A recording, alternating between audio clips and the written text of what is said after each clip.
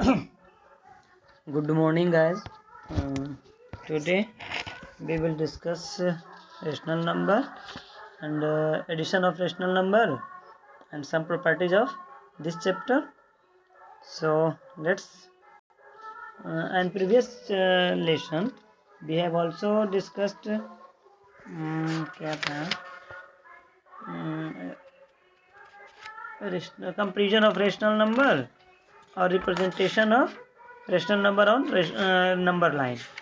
So today we will discuss the some properties of exercise 1C. Let's see the properties of addition of rational number. First, पहला क्या होता है उसको देख लेते हैं. पहले एक आप चीज़ यहाँ पर सीखो.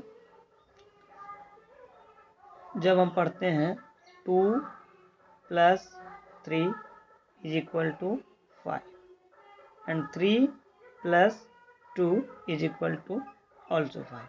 If we replace his respective place, the result cannot be changed. आप यहाँ पर देख रहे हो कि जब हम 2 डिजिट को जोड़ते हैं तो 5 आता है और उसी को अगर उसका स्थान को हम जब चेंज कर देते हैं तो ये 3 पहले आता है, 2 बाद में आता है, तो उसके रिजल्ट में कोई अंतर नहीं आता है.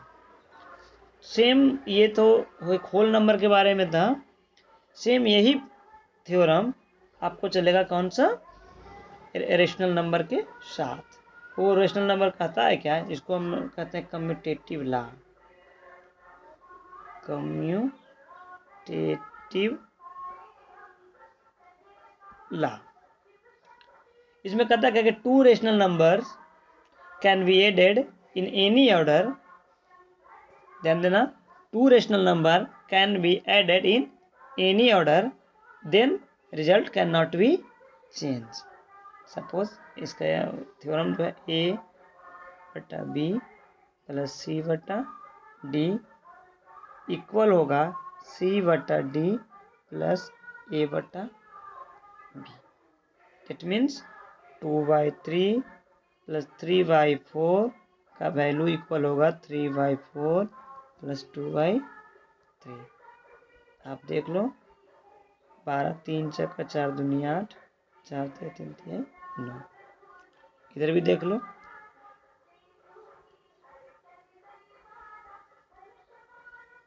17/12 and 17/12 both are same, both are equal. So order कोई मैटर नहीं करता. ये जो ऑर्डर आप देख रहे हैं उसका कोई मैटर नहीं है कि आगे लिखेंगे तो क्या होगा और पीछे लिखेंगे तो क्या होगा. ठीक है. अब एक एसोसिएटिव लॉ होता है, मैं उसको आपको बता दूं.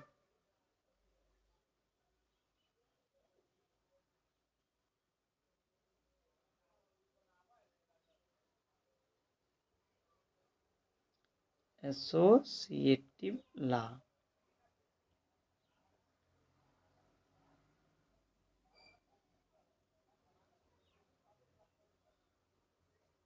यस. अभी मैं लेता हूँ, ये क्या है,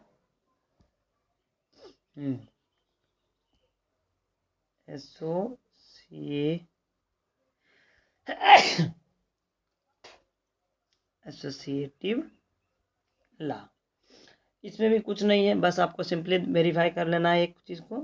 a/b एक रेशनल नंबर है, c/d एक रेशनल नंबर है और e/f एक रेशनल नंबर है.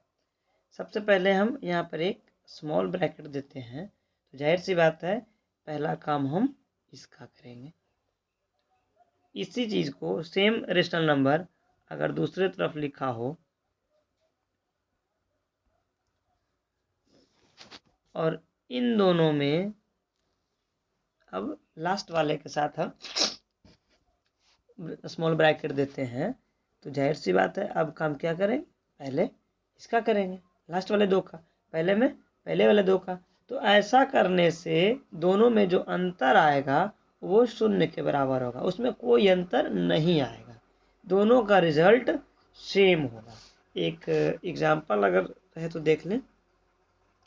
-2/3 + 5/7 + 1/6। पहले इसका लेते हैं। इसको जब आप हल करोगे तो आएगा आपका, देखो इस तरीके से। सबसे पहले हम क्या कर लेते हैं, ये स्मॉल ब्रैकेट का 21 LCM, और इसका क्या हो गया 3 7 21 7 दूना 14 + 7 21 5 15 + 1/6। आगे चलते हैं, घट के आया कितना 1/21 + 1/6। अगर दोनों का LCM लेते हैं तो कितना आ गया 42। 1 दूनी 42, 6 7 42 बराबर 9/42। अगर आप इसको काटना चाहें 3 तिहाई 9 और 14 तिहाई 42। फाइनल आंसर जो हो गया आपका 3/14। अब इसी को हम जब पहले अभी 2 वाला किए थे, फर्स्ट 2, अब लास्ट वाला 2 करके हम देखेंगे दोनों का सेम आता है या नहीं। आंसर क्या था इसका 3/14। नेक्स्ट चलते हैं, एक मैं दूसरा पेज ले लूं।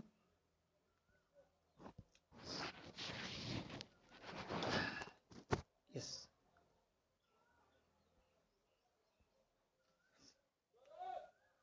-2/3 + 5/7 + 1/6। अब क्या करना है, इस लास्ट वाले को एक साथ करके निकालना है। तो -2/3 जिसका 10 छोड़ दी, क्या हो गया 42 7 6 यानी कि 30 + 6 7 7, बचा क्या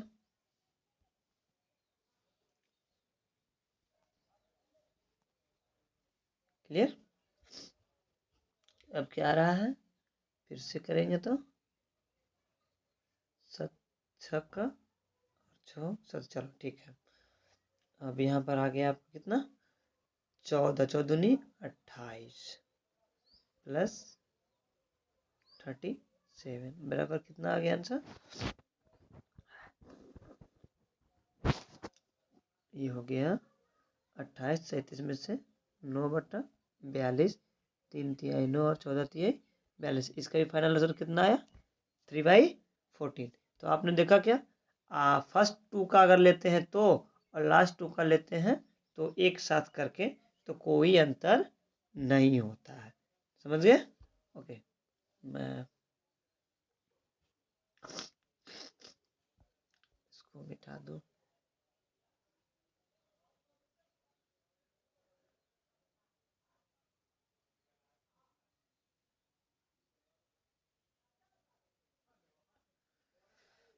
एक तो और है थोड़ा प्रॉपर्टीज, कुछ है तो नहीं, बस उसमें सिर्फ समझना है उस लैंग्वेज को, उस वर्ड को, और बाकी कुछ है इसमें नहीं। जैसे एक लिखा हुआ है existence of additive identity, additive identity. अब यहाँ पर से थोड़ा सा देख लेना, 0 एक ऐसा संख्या है जिसको हम क्या कहते हैं, 0 क्या कहते हैं नेचुरल नंबर और होल नंबर। तो ये 0 एक ऐसा संख्या है, ऐसा डिजिट है जिसको किसी भी संख्या में जोड़ने पर कोई भी परिवर्तन नहीं होता है। सपोज करो 2 है प्लस 0 कर दी, क्या आया भाई 2। 3 है प्लस 0 की, क्या आया भाई 3। डेट मीन्स 0 ऑलरेडी इसमें अगर हम ऐड करते हैं तो इस पूर्व वाले मान को, प्रीवियस वैल्यू को कोई चेंजेस नहीं करता है। तो इसका अर्थ होता है क्या कि सभी संख्याओं में 0 ऑलरेडी इनपुट है, इसलिए फिर से जब वो आता है तो उसका मान कुछ नहीं बढ़ता है। वो बोलता ही है एग्जिस्टेंस ऑफ एक्सिस्टेंस, जो उसके अस्तित्व में हो। तो 0 ऑलरेडी सब प्रत्येक संख्या के अंदर में वो घुसा हुआ है, जो हमें दिखता नहीं है और उसका देखने का कोई जरूरत भी नहीं है। सिर्फ आप समझ लो कि मैंने आपको जोड़ के दिखाया क्या हो रहा है 2 + 0। अगर इसका कोई वैल्यू होता तो इस पूर्व वाले मान को इस एप्लीकेशन के साथ में चेंज हो जाता, बट क्या हो रहा है जिसका 10। आप जानते हो 2 में 0 जोड़ेंगे, 0 मतलब कुछ नहीं। तो ये कुछ नहीं जो है सारे डिजिट में अंडरस्टूड होते हैं। क्लियर। इसको लिखते हैं इस तरीके से a/b + 0 या 0 प्लस ए बाई 2, आगे जोड़ो पीछे जोड़ो डजेंट मैटर, फाइनल रिजल्ट क्या आएगा इसका A by B. So 0 is called, क्या इसको कहा जाता है, एडिटिव आइडेंटिटी। क्लियर? नेक्स्ट चलते हैं।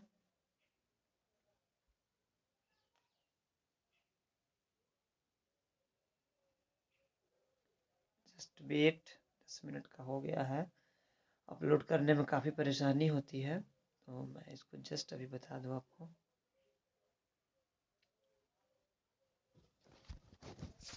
एक और देख लेते हैं, एडिटिव इनवर्स देख लो। एडिटिव इनवर्स ये भी कुछ नहीं है, आप देख लो। एडिटिव इनवर्स यूज, इसका पता नहीं, हिंदी इसका होता है शायद यूज प्रतिलोम। यूज प्रतिलोम करना कुछ नहीं है, जो पॉजिटिव है उसको नेगेटिव में डाल दो, जो नेगेटिव है उसको पॉजिटिव में डाल दो। कहने का तात्पर्य ये हो गया कि अगर कोई 2/3 एक रेशनल नंबर है और इसका कहे कि आप एडिटिव इनवर्स बताओ, तो आप क्या करोगे, -2/3 लिख दोगे। या कोई -2/3 है तो उसका एडिटिव इनवर्स 2/3 हो जाएगा। कोई, इसीलिए इसको कहा जाता है, इसको हम थोड़ा थ्योरम में सीख लें। अगर कोई rational number a by B है, if any rational number a by B, तो additive inverse of a by B is equal to -a by B. सिर्फ जो पॉजिटिव होता है उसको हम नेगेटिव में डाल देते हैं, जो नेगेटिव होता है उसको पॉजिटिव में डाल देते हैं। इसका एक और थ्योरम हो जाता है क्या, कि जब हम किसी रेशनल नंबर और उसके एडिटिव इनवर्स को जोड़ करते हैं, सम करते हैं, तो क्या होता है, उसका वैल्यू 0 हो जाता है। जैसे मैं आपको मिटाता हूँ एक,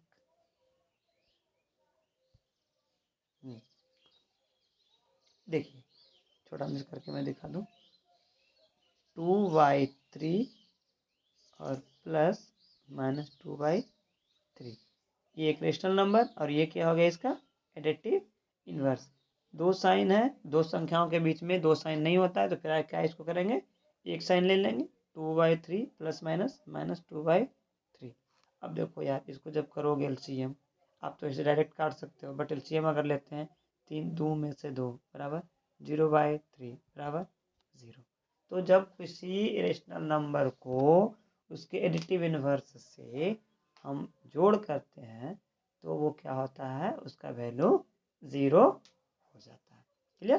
तो ये दो थ्योरम सीख के, और इसमें मैं आपको फिगर फोटो दे देता हूँ, फोटो खींच के, और उसको आप जितना हो सकता है बनने के लिए बना लीजिएगा। Okay, thanks, good bye.